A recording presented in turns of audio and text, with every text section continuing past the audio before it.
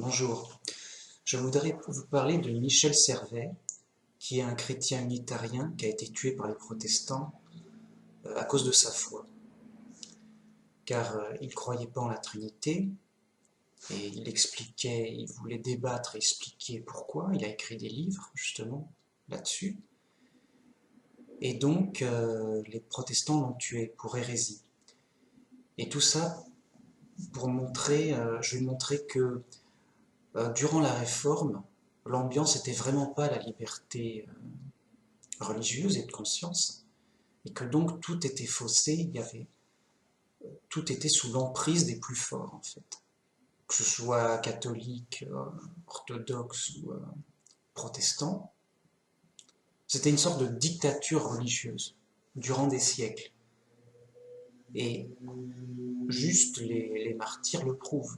Les martyrs chrétiens tués par justement les soi-disant chrétiens au pouvoir en fait. Alors, Michel Servet est né le 29 septembre 1511 et il est mort en 1553. C'est un théologien et médecin français d'origine espagnole. Il compte parmi les hommes les plus savants de son temps. Comme eux, il s'intéresse à toutes les branches du savoir, de la géographie aux mathématiques, de l'alchimie à l'astrologie, de la médecine à la théologie. Il découvre la circulation pulmonaire. Le penseur développe une théologie radicale qui refuse le dogme de la Trinité et remet en question la nature divine du Christ, ce qui lui vaut une double condamnation à mort par les catholiques, bien sûr, et les protestants. Arrêté à Genève, il est jugé condamné pour hérésie à l'instigation de Jean Calvin, brûlé vif le 27 octobre 1553. Il compte au nombre des martyrs pour sa foi. Donc voilà, c'est durant donc la Renaissance,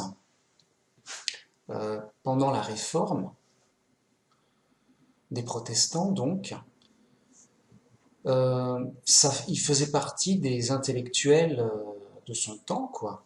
C'était un des plus grands savants de son temps, même. Et il s'intéressait à tout, à toutes les sciences de son temps, et chrétien comme tout le monde, il s'intéressait aussi beaucoup à la Bible. Seulement, voilà, il rejette la Trinité, qui est pour lui une invention humaine, une fausse doctrine, bien sûr. L'embêtant, c'est que, alors bien sûr, il est condamné par Babylone la Grande, cela va de soi. Là où c'est plus étonnant, c'est que les protestants eux-mêmes, persécutés pour leur foi, en fait, une fois qu'ils sont établis au pouvoir, eux-mêmes, ils persécutent les autres pour leur foi. Et donc, il s'est fait tuer par les protestants avec l'aide de Jean Calvin. Ben oui, Jean Calvin, que tout le monde connaît, et le célèbre protestant qui a codifié la réforme des protestants. Ben oui, il a été condamné pour hérésie, il a participé à son assassinat. Voilà, oui, bien sûr. Et c'est ça qui est étonnant. C'est persécuter pour leur foi, les protestants, mais vraiment, partout, n'hésitaient pas à persécuter les autres pour leur foi. Il y avait réellement aucune liberté religieuse, c'était une tyrannie, une dictature religieuse. Et donc,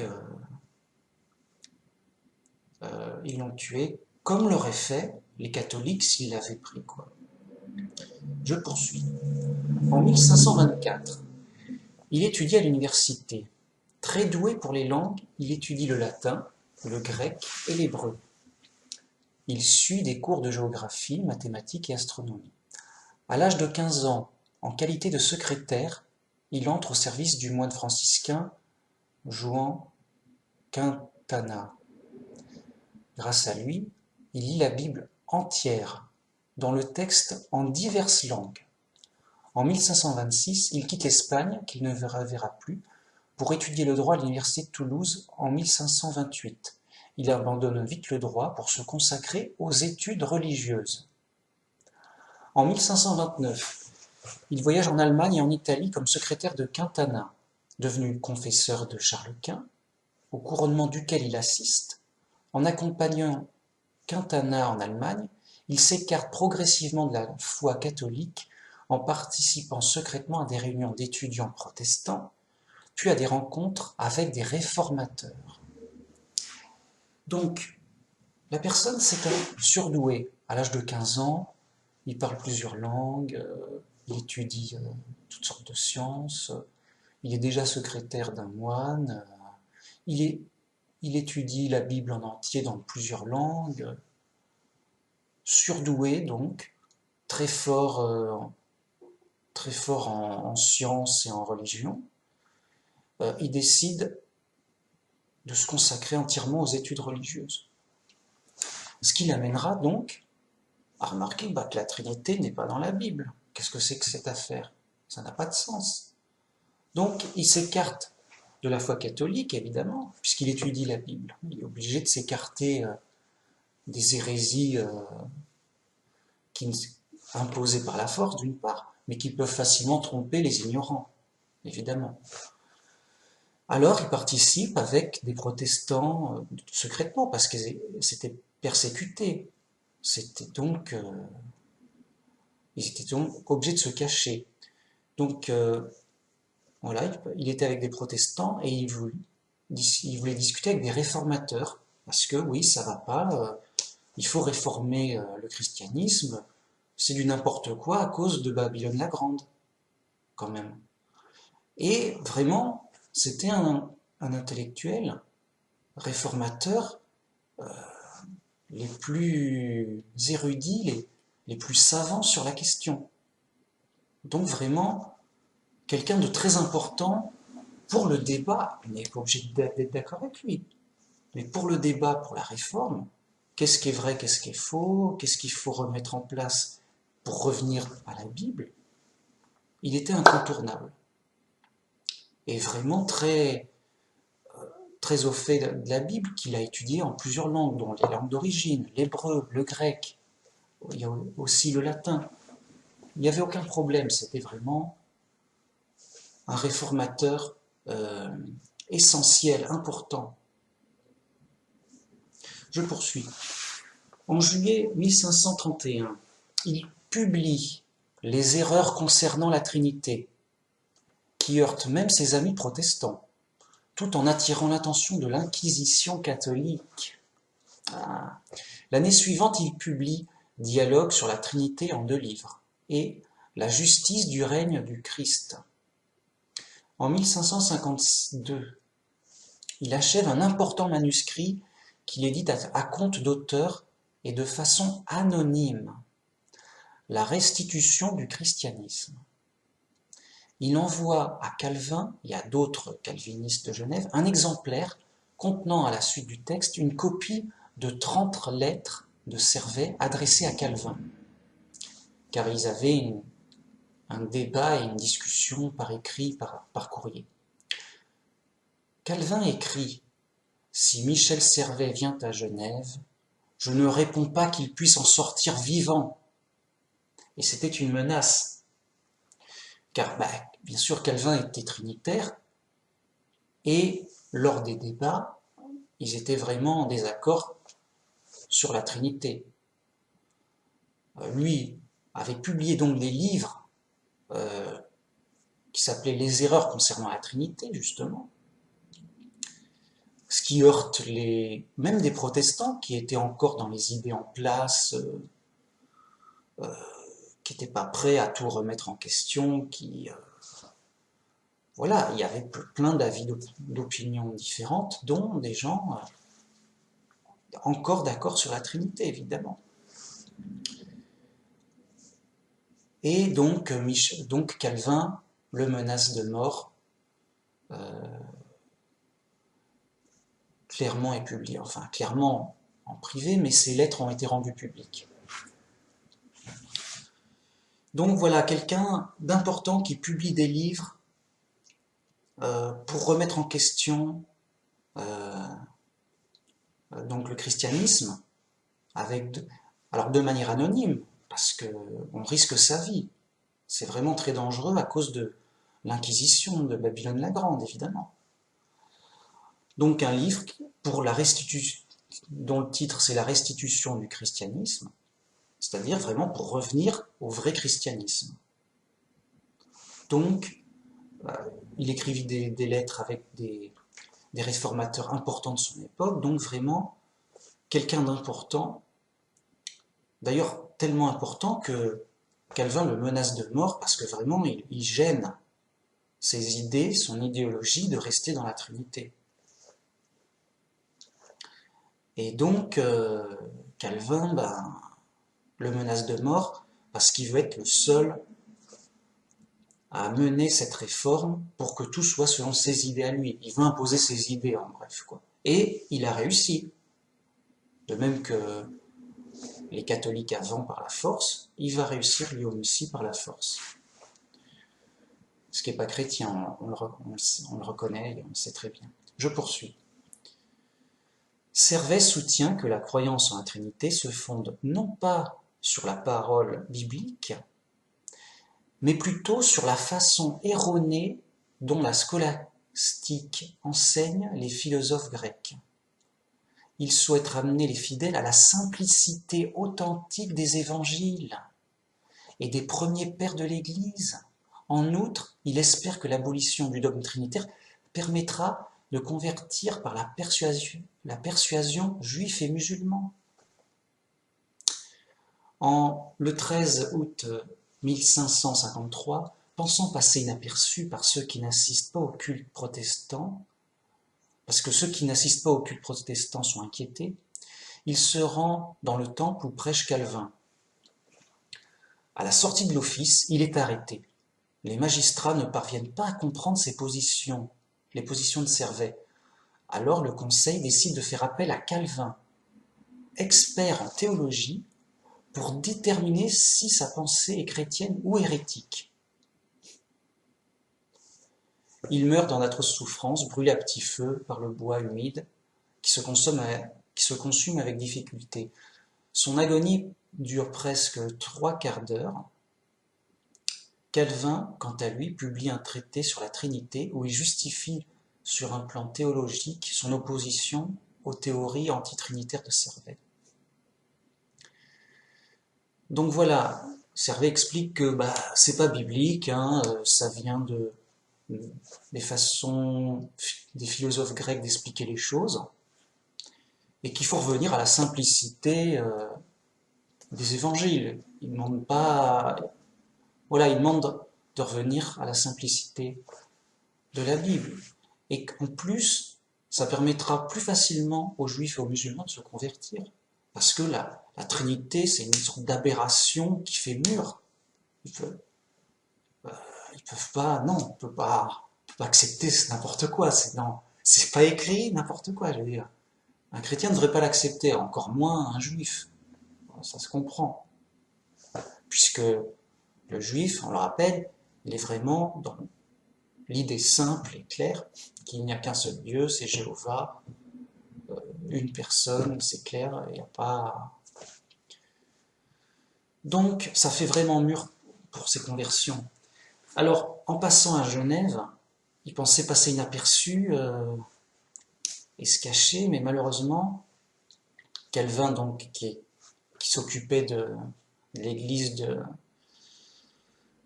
et tout le monde était obligé d'assister au culte de cette église parce que sinon ils étaient suspectés d'hérésie enfin ils étaient suspects, donc il était obligé d'y assister. Et là il est reconnu par quelqu'un, j'imagine, il est arrêté.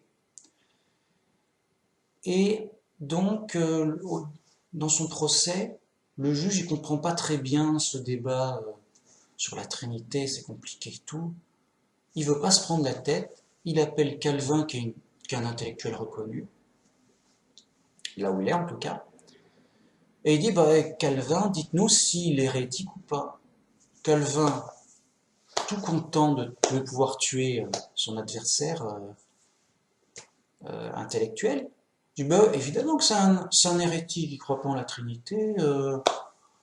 Je vous donne peut-être une démonstration à la...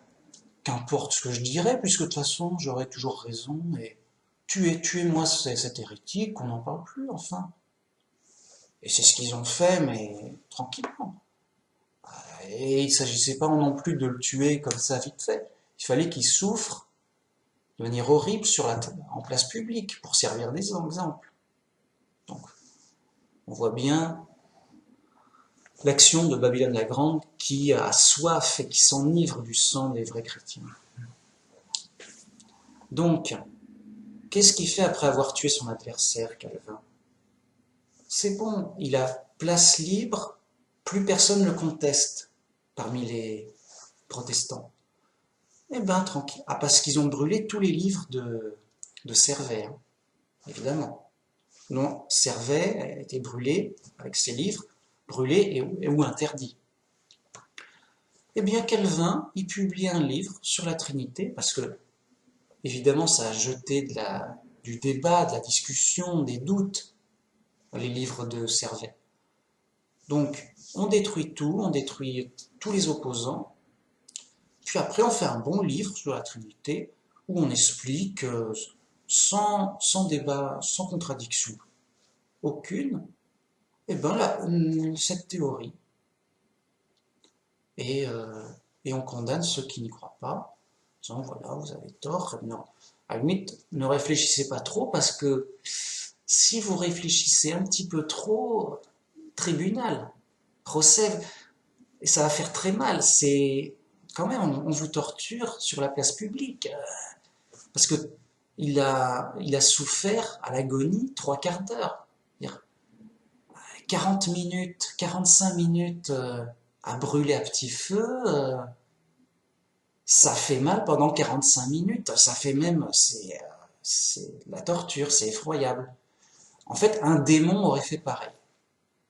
Un démon, il veut pas se contenter de tuer son adversaire.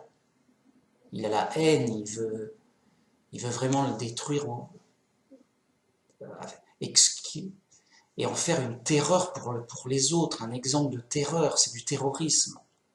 Donc, un démon, il veut le torturer sur la place publique, qu'il agonise et que ça serve d'exemple pour les autres.